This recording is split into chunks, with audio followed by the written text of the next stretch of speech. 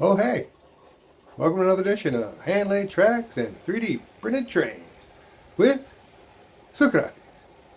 Today we're looking at a gasoline tanker, SFAT Temp gasoline tanker. I found this 3D drawing and I thought, well, that's a really nice looking train. Maybe I can make my own small version of it. Looked online under the Temp tank car and I found this SFAT version of it. I thought, well, that looks really nice. So I made it in a 4-color print. Little couplers go on the bottom, and I've been moving my couplers in tighter and tighter, so they're finally up against there. So I think I finally got the couplers in tight enough. I'm going back and retrofitting the old ones. If you have one of mine that you think needs to be retrofitted and I haven't done it, mention it in the comments and I'll get to it ahead of schedule. Stop the video. I decided I could enlarge it to HO scale, put on the couplers I made with my little magnetic couplers so you could use it on that 3D printed kids track. Or you could put HO wheels on it. I made some holes for the body mount couplers, or you could use truck couplers. You use it on an HO track. Either way. Full size, half size, engage. Back to the video. But I make the railings out of silver color, white for the lettering and numbers, and there's 12 different running numbers, and if you want to do it in one color, of course it works as well. You can see the bottoms are in black. Make sure that these couplers are nice and loose. I use the Microtrains medium shank couplers, and you can see this is the white. I made a little video recently about white versus a natural color. That's with white coloring. You can make it with natural, which is a little less visible, but the numbers are a little harder to see. Like I said, there's 12 unique running numbers, and you can get it on Cults. And this is how you use the bamboo slicer to go ahead and add color to it. It's a nice thing, and multicolor printing is definitely, I like it a whole lot. I highly recommend it. And bamboo, the A1's the only one I like, and it works really, really well. So this is adding the designs into the bamboo slicer, and go ahead and make sure you have this arcane. I found the arcane for the wall generator under the quality tab. That makes the more details a little bit better than the classic. And also I checked my flushing is 400 on the whites or yellows, and usually 300 on everything else, and about $150, 150 on black.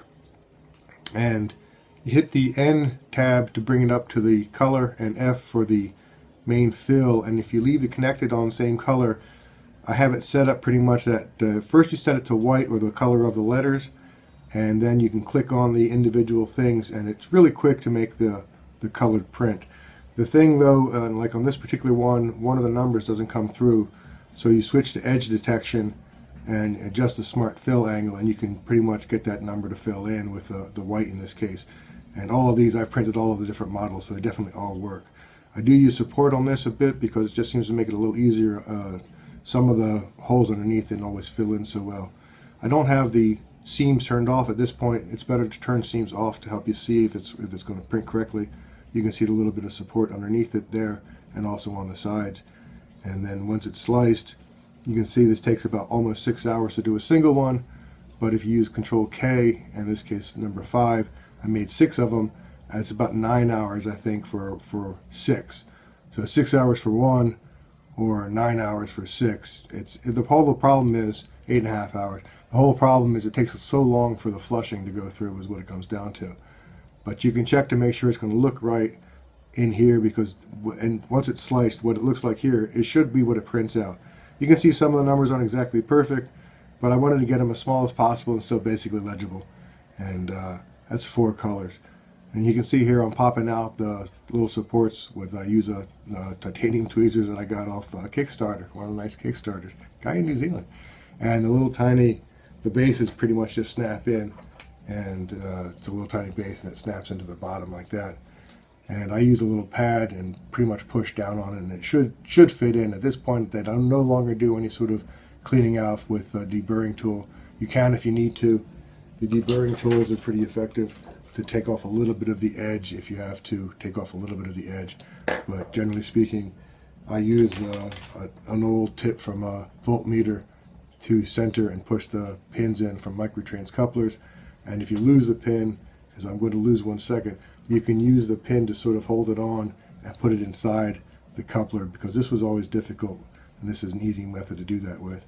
And the towel sort of holds it a little bit firmer, because you don't want to break anything off either. But kind of jiggle it around and find the thing, and once it goes in, make sure they're loose, because if not, it'll decouple. So that was the SFAT Temp gasoline tank car, 12 unique running numbers, 4-color print, micro trans couplers on the bottom, nicely pushed in shank coupler dash there. Finally, kind of happy with that finally. It took a lot of rebuilds. Get it on, cults. Thanks for watching. This was Hanley Tracks and 3D printed trains. Had another tank car today. It's SFAT and it makes a lot of gas. And if you put it on your tracks, you could haul some gas. Let it go. Haul it.